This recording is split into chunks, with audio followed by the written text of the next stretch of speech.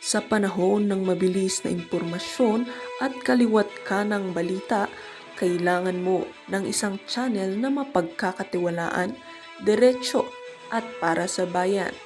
Ito ang Balitang Pambansa, ang iyong bagong tahanan ng mainit na issue, tunay na impormasyon at mga balitang hindi mo dapat palampasin.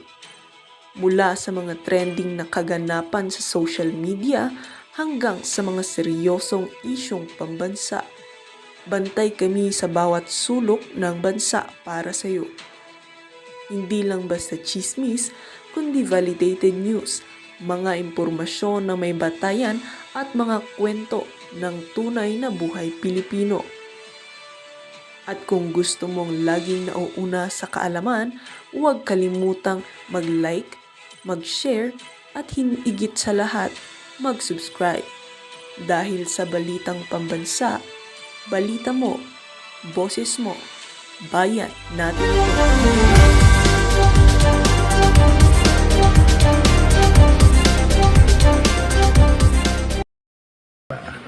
Si Anjo Iliana mukhang may pagtingin. Pinalitan na, ginawang Jose Manalo mukhang may pagtingin. Yan. Malamang ang nag-idea niyan si Jose na rin eh. Dahil sasabihin ko na sa inyo, isa sa pinakamasamang ugali dyan sa Itbulaga, si Jose Manalo. Opo. Pag wala si bossing dyan, napakayabang niyang taong yan. Ilang beses ko nang gusto sapakin yan eh. Eh, syempre, nagtatrabaho tayo. Cool. Napakayabang niya. Tsaka may atraso sa akin yan. Yang si Jose Manalo. Ito na, for the first time, at aminin ko sa inyo, nung ako po ay hiwalay sa aking asawa, nagkaroon po ako ng girlfriend at minahal ko naman siya. Sa katunayan, nag-live-in kami ng almost 1 year. Hindi naman maiwasan na nagkatampuhan, yan. Nagkakaroon kayo ng LQ. O, yung girlfriend kong yan ay, dancer ng Itbulaga. Kasi gusto ko yung yung mababait, gusto ko yung hindi mayaman, gusto ko yung masipag. Yan naging girlfriend ko yan. Mamaya i-reveal ko yung pangalan. Ay minsan nag-LQ kami, ay nagsumbong sa akin yung girlfriend ko. Sabi sa akin na kasi medyo parang umiiyak siya nun eh. Pinagalitan daw siya ni Jose Manalo. Ang sabing ganon, bakit ka kumakabit sa may asawa? May asawa na yun. Hiwalay mo yan si Anjo, may asawa na yan. Eh, hiwalay na nga ako, di ba? Pero sinabi ni Jose Manalo dun sa babae, hiwalay mo na yan. May asawa na yan, pinagalitan. So, medyo nag-iiyak yung girlfriend ko. So, ang ending, nung medyo naghiwalay kami, ang ending, etong Jose Manalo, inahas pala ako. Kaya pala niya ginawa yun. Oo, ngayon asawa na niya, si Mergin. Nako po. Ang dami palang istorya sa Itbulaga, no?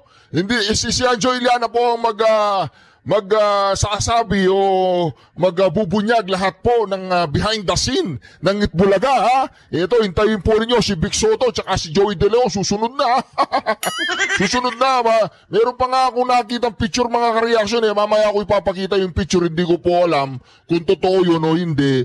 Yun daw anak ni, Luna, yung asawa ni Vic Soto, yung panganay. Anak daw ni Tito Soto, pero hindi ako naniniwala doon sa picture na yun eh. Hindi ako naniniwala. Maranan, yan. Yun. Hiwalay mo yan si Anjo, may asawa na yan. Hiwalay na nga ako, di ba? Pero sinabi ni Jose Manalo dun sa babae, hiwalay mo na yan. May asawa na yan, pinagalitan. So, medyo nag-iiyak yung girlfriend ko. So, ang ending, nung medyo naghiwalay kami, ang ending, etong Jose Manalo, inahas pala ako. Kaya pala niya ginawa yun. Oo, ngayon asawa na niya, si Mergin Maranan. Yan. Girlfriend ko yan, 1 taon. Ano kami niyan, okay kami niyan, wala kaming problema masyado niyan. Ang ko lang, ahas talaga tong Jose Manalong to eh. Nako? Biro mo, nagkakaso na sila nung asawa niya dati. Naalala niyo yun, sila mag-asawa, nagbenta ng bangin. Sumalangit na yung kanyang asawa, alam ko, pumanaw na yun. Pero naalala niyo, may kaso yan, iiyak-iyak pa yan si Jose Manalo nun dahil may iyak yan eh. Kasi kukulong na siya. Di ba? Mag-asawa, nagbenta ng bangin. Bangin. Walang lupa, bangin. Yan. May kaso yan nun eh. Hagilapin nyo nilang yung mga kaso niyan. Alam po niyo nararamdaman ko kay Anjo Iliana, siguro mali ang pakiramdam ko. Pero sa tingin ko po mga karyakso, meron po siyang magandang saloobin. Meron po siyang magandang puso. Sa tingin ko lang, kasi parang napaka-inosente. Hindi ibig sabihin inosente, yung parang mabuting tao siya sa puso. Kasi makikita nyo naman po mga kareaksyon, wala siyang kinatatakutan eh. Siguro nagkakamali ako, pero yung napipil ko, parang mabuting tao po siya. Sa tingin po ba ninyo, mabuting tao si Anjo Iliana? Paki-comment po sa comment section. Kaya yan si Jose Manalo, napakawalang yan tao yan dyan. Isa yan sa sindikato na Nako. laging bumubulong kung sinong sisiraan Grabe yan. at sinong tatanggalin. Nako, At ako, malamang tinirabaho niya na siniraan ako ng siniraan. Bakit? Eh siyempre, di hamak naman na mas may itsura naman ako kaysa sa kanya. Eh sa kanta lang eh, si Anjo Iliana, mukhang may pagtingin. Pinalitan. Malamang idea niya yan. Si Jose Manalo, mukhang may, ang layo, di ba? Ang pangit. Kasing pangit ng ano niya, ugali, tsaka ng... itsura. Anyway, naalala ko lang, naikwento ko lang sa inyo, isa yan sa sindikato yan, yung sa Manalo. Kita nyo, wala makatrabaho sa labas niya kasi may masama ugali eh. At yan, happy naman ako sa kanila kung happy sila na nagsasama sila at may mga anak na. Ito naman past na to eh. Tama. Nakaraan na to. Ano lang ako sa kanta. Natawa lang ako. Talagang no, yung papalitan pa yung kanta para lang maasar ako. Hindi naman ako naasar, natatawa ako. Pero paring Joey, Nako, paring Vic, Naku po. habang kinakanta na iba na yung lyrics, hindi na si Anjo Iliana may pagtingin. Napansin ko, tawa kayo ng tawa, Joey. Paring Joey, paring Vic, okay lang sa akin tumawa kayo. Basta hanggang tawa lang huwag nyo kong sisiraan alam nyo na. Parang Joey. Parang Vic. Okay, so it's alright. Ganyan talaga ang buhay. At least once naging original ako sa kantang lyrics. So, kay Margin, hello. Nasa akin pa rin yung mga letters mo. Tinago ko pa rin hanggang ngayon. So, magandang gabi and good night. para yata gusto mo sulutin ni Anjo para yata gusto siya resbakan si Jose Manalo Wag na! May makikita ka pang mas maganda doon. May asawa. Meron ka na ba, sir? Asawa ngayon, wala pa. Pero kung tatakbo ka senador, sir, seryosohin mo Pero bilib po ako dito sa talino ni Anjo Iliana dahil inaabot po niya yung mga ordinaryong tao. Hindi siya nagpapakita na parang matalino, umaasta na parang matalino, parang si Tutasen. Si Tutasen, umaasta siya parang lawyer, no? Si Tutasen, wala naman yung utak ni Tutasen. Pagkausap niya si Marcoleta at saka si Bato de la Rosa, bakit nyo dinamay ang Itbulaga? Ganun. O ito ba mga kareaksyon, si James Yap naman tayo, James Yap, nabarurot daw siya ni Alan Kay. Yes, good afternoon at kumusta kayong mga binabagyo? Palakas ang ulan, kaya dyan lang kayo sa bahay, nood. Kaya meron na ako nakita na may reaction yata si Alan Kay. Naku po. Dahil dun sa mga supporters natin na pinapatakbo ko ng senador. Ang tawag na nga sa akin ngayon Kuya Sen. Bakit kaya ako tinawag na Kuya Sen? Anyway, ang sabi ni Alan Kay, according to dun sa nabasa ko wag na daw akong pumasok. Kasi makakadagdag lang daw ako sa problema. Siyempre, opinion niya yun. O ngayon natapos na siya magbigay ng opinion, pwede na akong magkwento ngayon. Ganun kasi ako Siraan mo ko, kwentuhan kita. Umanda ka, ito mo yung picture, oh. Ayan, oh, Anjo Iliana, sinupalpal ni Alan Kay na sa ambisyoso nitong maging senador. Kapag nanalo akong senador, mababawasan ng isang magnanakaw, madadagdagan ngayon ng isang hanes na senador. Kung sakaling manalo ako, huwag ka nang dumagdag sa sakit ng ulo ng mga Pilipino. Oh, nako! Sakit ng ulo daw si Kuya Sen. Nako, Kuya Sen. Kailangan mo sagutin yan, Kuya Sen. Nako, Kuya Sen. O, sagutin mo, Kuya Sen. Ito mga kareaksyon. Ang sagot ni Kuya Sen. Yes, good afternoon at kumusta kayong mga binabagyo? Palakas ang ulan. Kaya diyan lang kayo sa bahay, nood-nood. Kaya meron na ako nakita na may reaction yata si Alan Kay. Dahil dun sa mga supporters natin na nagpapatakbo ko ng pinapatakbo ko ng senador. Ang tawag na nga sa akin ngayon Kuya Sen. Bakit kaya ako tinawag na Kuya Sen? Anyway, ang sabi ni Alan Kay, according to dun sa nabasa ko wag na daw akong pumasok kasi makakadagdag lang daw ako sa problema. Siyempre, opinion niya yun. O ngayon natapos na siya magbigay ng opinion, pwede na akong magkwento ngayon. Ganun kasi ako Siraan mo ko, kwentuhan kita. Yan. Unang-una, si Alan Kay, masama loob ko dyan dahil binentahan ako niyan ng Lincoln Navigator na napakamahal. Parang nasa 2 ewan ko i-correct niyo kung mali ako, parang 2.6 million na Navigator. Lincoln Navigator SUV. Hindi ko alam, yung binenta sa akin sira pala. Yung alalay niya nung pagkatapos ibenta, sabi sa akin, naku, dapat di mo na binili yan, sirain yan. So in other words, bukod sa nabili ko ng 2.4 million, pinaayos ko yung kasi yun air suspension, gumastos ako ng 900,000. Tapos nabenta ko na lang siguro mga 1 million kay R33, yung kaibigan ni So masama loob ko, sabi ko masamang ugaling baklita pala to. Simula nun, hindi na ako masyado nagdiditikit dyan. Tapos nung araw, ang yabang yan dati, lahat daw ng basketball player na amateur, binubuking niya. Sabi ko, paano mo na bubuking yan? Binibigyan lang daw ng rubber shoes, tapos inuuwi na. Pinagmamalaki niya dati yung dalawang magkapatid na taga San Beda. Lagi naman niya niyayabang. May nagtanong, ewan kung si Joey De Leon ang nandun doon. Tinanong, si James Yap. Tumatawa-tawa siya, tapos umamin siya na dinala niya daw si James Yap sa bahay niya doon sa Tandang Sora.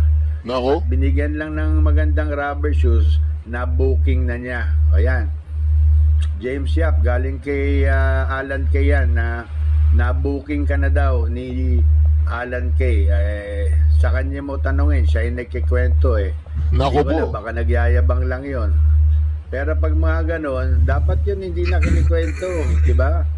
Dapat di na pinagyayabang. Pero yung pong pinagyabang niya, Mr. Counselor James Yap, nung hindi ka pa daw professional, sapatos lang daw ang katapat mo, na booking ka na. Nako? Kaya yun po, at maraming salamat Alan Kay, at sige, banatan mo ako at baka may alam pa ako sa iyo. Maraming salamat at abangan ang susunod na kabanata.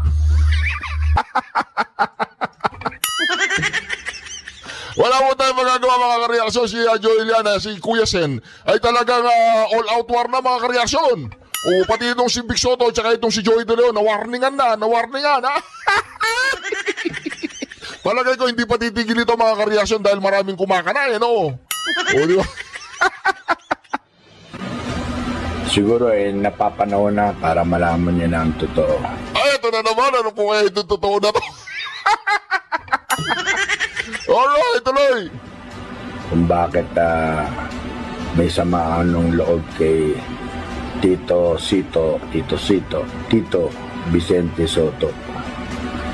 Kasi alam nyo, nung pa-last term ako ng konsehal, kinausap niya ako kung pwede daw yung Castelo na konsehal ipalit sa akin. Pero ayaw ni Joy Belmonte, ni Vice Mayor Joy Belmonte, kasi mas gusto niya ako kaysa dun sa Castelo.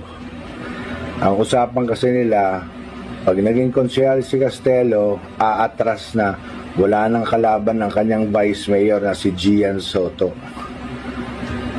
Pag pinasok yung Castelo sa lineup ni Joy, kinausap ko si Joy, sabi ko no, sabi ni Joy sa akin, no Anjo, I want you, ikaw ang gusto kong konsehal.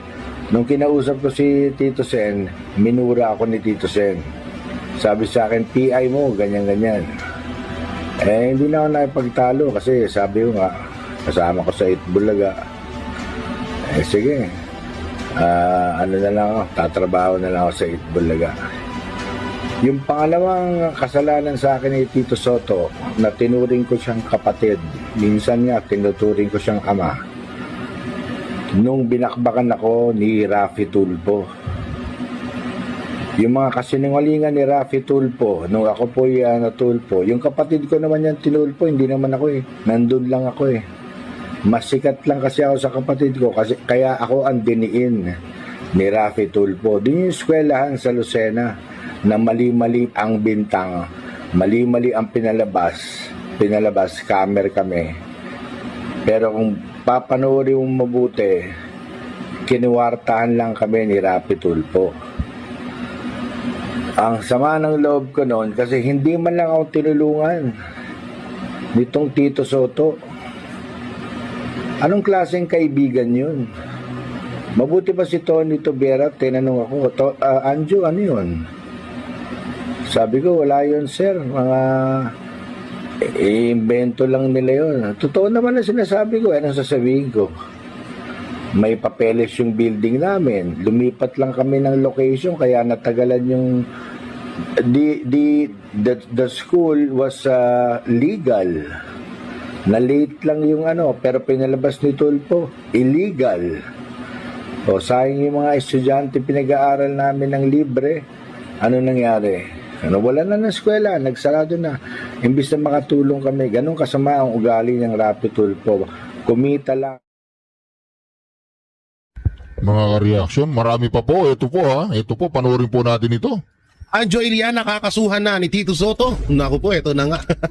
Parang kanina lang upload ko, Ito po mga reaction, pakinggan po natin ha. Anjo Iliana, nakakasuhan na ni Tito Soto. Naku! Ito na nga.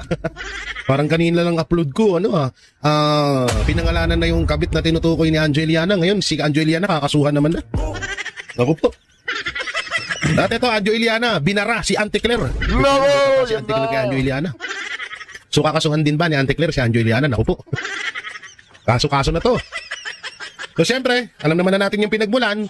At sa mga hindi nga po pala nakapanood doon sa isang video ko, kanina ko in-upload, 8:30 AM, ay nandun po ang issue mapatungkol doon sa kabit ni Tito Soto daw. Na tiga Canada. Na ito ay may pangalang Ilona. So nandun, panoorin nyo na lang kung gusto nyo panoorin. At dito naman tayo sa pagsasampa ng kaso ni Tito Soto kay Anjo Iliana.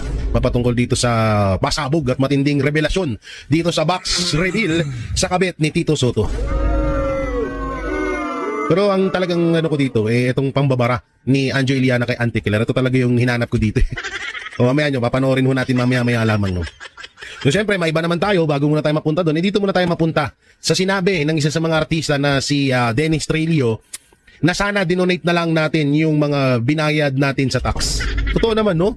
Oo, ba't kaya hindi na lang ibigay natin kay Pangulong Duterte? Kay Pangulong Marcos, no?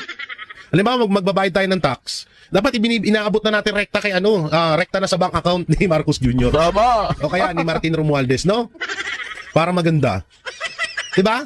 Dapat ganun na lang gawin natin Dapat ganun na lang gawin natin. Pag nagbayad tayo ng tax, irekta na lang natin sa bank account ni Martin Romualdez, ni Saldico, at ni Pangulong Marcos Jr. Yun na lang siguro gawin natin. May punto nga dito din, Dennis Trillo. Kaysa naman, pupunta pa tayo doon sa napakalayo, di ba? Magpipila pa tayo, magbabank transfer pa tayo, magbabayad tayo ng tax. Eh, hindi katulad yan, hingin lang natin kay Auntie Claire yung bank account ng juwa niya na si BBM. Tapos isisinda natin yung tax natin doon, no? Mas okay nga yun. Ay, naku po. So, eto pa isa. Eto, grabe to. Hindi, mamaya na. Dito tayo. Yan, no? Eto ang pinakamalupit dyan. Walang mga diskaya kung walang saldiko. Totoo.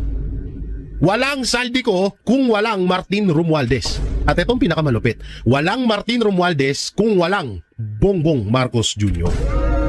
Utang na, real talk to, guys. Real talk na real talk to. Ito yung sinasabi namin na paulit-ulit na ang nangyayaring pagnanakaw sa gobyerno ay parang katawan ng ahas.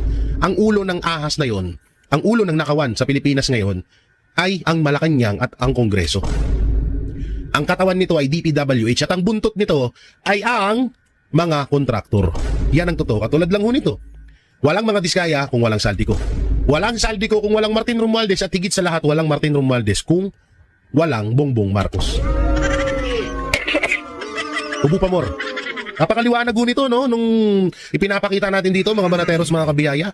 Talagang ito ang lehitimong katotohanan na kung wala si Marcos Jr., kung wala si Marcos Jr., hindi makakapagnakaw si Martin Romualdez. Kung wala si Martin Romualdez, hindi makakapagnakaw si Saldico. At kung wala si Saldico, hindi makakapagnakaw si Diskaya.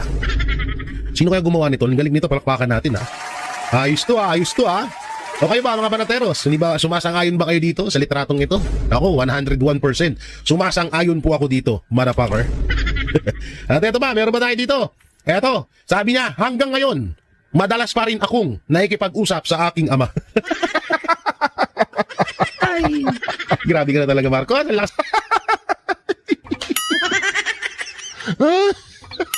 Sa tuwa pak mo. Wala ka sa tuwapak ni Marcos, nabiri mo ha. Meron siyang video. Ay, naisin ko ba rito? Wait lang, titingnan ko ha. Sana nandito pa sa ano ko. Sana nandito pa sa cellphone ko. Puta na. Guys, tawa ako ng tawa. Tawa ako ng tawa na parang ang nangyari, gusto niyang mag-adjust yung bagyo sa atin. Gusto niya na magkaroon ng schedule yung bagyo kapag papasok sa Pilipinas. Sabi ko, anong klaseng utak ka meron? Wala na ata, nabura ko na. Sayang, pero sinabi niya talaga yun, guys. Mga banatero, sinabi niya yun. Na, dapat daw, eto daw kasing bagyo ngayon, wala na daw schedule pag pumapasok sa bansa natin. Putay na, kailan ba nagkaroon ng pag-asa nga, walang schedule eh. Pag-asa nga, hindi alam kung kailan pumapasok ang bagyo. Diba, hindi nila alam kung kailan, anong oras. Itang na, ikaw gusto mo magbigay ng schedule yung bagyo sa'yo, lakas ng tama mo, pre. Ang tindi mo. Ang tindi mo doon. Iba ka sa pagkabangag ng iba. Ito yung sinabi na ito, ni Atty. Rowena Guansong. Tanong ko lang sa mga adik. Kapag pabumabatak kayo, ay nakakausap nyo rin ng tatay nyo. Ay, gago ka talaga, Atty. Rowena Guansong. Tanong ko rin kaya dito sa amin yan. Ang dami din dito eh. Dito sa Tagaytay, may mga paglalabas ako ng bahay, may mga nag-aabutan dun sa dun sa baba, Oo, minsan nandito ako sa rooftop, tanaw na tanaw ko nasa tuktok kami ng bundok eh. Tanaw na tanaw ko eh. Nag-aabutan na naman yung mga walang ya dun sa sulok, hindi tatanong ko yan sa mga adik. Baka nga talaga baka nararanasan talaga nga nila yan, na kapag suminghot, makakausap nila yung mga mahal nila sa buhay na namayapa na. Hayop. Eto naman. Eto malupit, 'di ba? Ngayon dito, may katanungan tayo dito kay Brownie Boys. Ang katanungan natin, maniniwala na ba kami, General Browner, na yung 15 billion ghost project ng AFP ay totoo? Ako'y nagtatanong lamang yung 15 billion na ghost project ng AFP, totoo po ba yun? Kasi dito, sabi mo, ang utos ng ating Pangulo, mayroon at Junior na Pangulong Marcos Jr. ay dapat nating kayanin, lumaban at panatiliing ang ating puwersa. Ang ating puwersa sa loob ng higit mababa sa 20 hanggang 30 na araw. Alam mo, Browner, kung gusto mo magpakamatay, kung gusto nyo ng gera ni Marcos Jr., kayo na lang. Huwag nyo na kaming idamay. Gera pala gusto nyo, di kayo na lang. Ba't kailangan nyo pa kami damay na yupak ka? Anak ng timang to? Oo, di ba? Sinabi ko na yan eh. Huwag nyo kami dadamay dyan, tatawagin ko siya, Juliana. Hello, Joe, Kuya Sen, walang ya. Kausapin mo si Browner, wala kang alam patungkol kay Browner. Wala kang alam. Ay. Kailangan maghahanda kami, oo. Maghahanda kami ng pagkain at pupunta kami ng Davao, doon kami maninirahan. Kasi doon, alam namin, safe kami doon. Dito, hindi. Baka nga bombahin ng China tong Luzon eh. Kaya mga kamag-anak ko, nakaprepare na yan doon sa Davao, ha? Oo, nakabili na rin ako ng lupain doon. Wow, lupain. Hindi, doon na lang ako. May kiusap na lang ako kay Pastor. Sa kay OJC na ampunin na lang kami. Total, naging ano naman tayo, mga mababait na mga tao doon. Malawak naman doon sa kay OJC compound. Doon na lang kami maninira, at least doon, safe kami doon. Diba? Safe na safe kami doon. Kaysa naman dito. Tangin ng tungahib na ito, ano nang pumapasok sa utak nitong dalawang to. Masyado mong sinasamba si